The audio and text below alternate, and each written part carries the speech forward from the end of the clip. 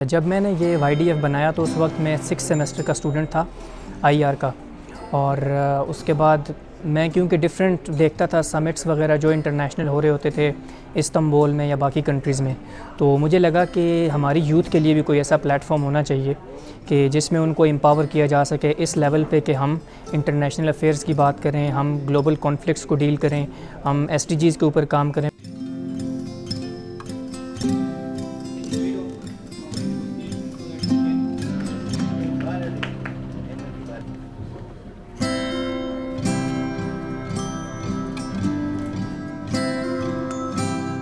हमारे पास अभी जो कंट्री वाइज मेंबर्स हैं वो अंगोला से हैं, बुर्किना फासो से हैं, गैम्बिया से हैं, अज़रबैजान से हैं, टर्की से हैं, मोरक्को से हैं। इस वक्त तो सॉफ्ट पावर का ज़माना है, कल्चरल डिप्लोमेसी का।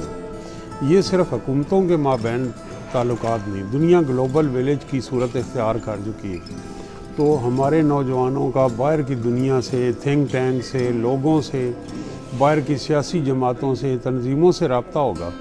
तो इससे पाकिस्तान का जो एक मुस्बत इमेज है, जो सॉफ्ट इमेज है, वो बाहर दुनिया में जाएगा। जब आप पीस बिल्डिंग की बात करते हैं ना, तो पीस बिल्डिंग में एक ही चीज़ इंपॉर्टेंट होती है, वो होती है पीपल टू पीपल कांटेक्ट। ठीक है, अगर आप पीपल टू पीपल कांटेक्ट रखेंगे, स्ट्रॉन्ग रखेंगे, कोलैबोरेशन रहेगी आपस में, तो ये बहुत सक्सेसफुल होती है।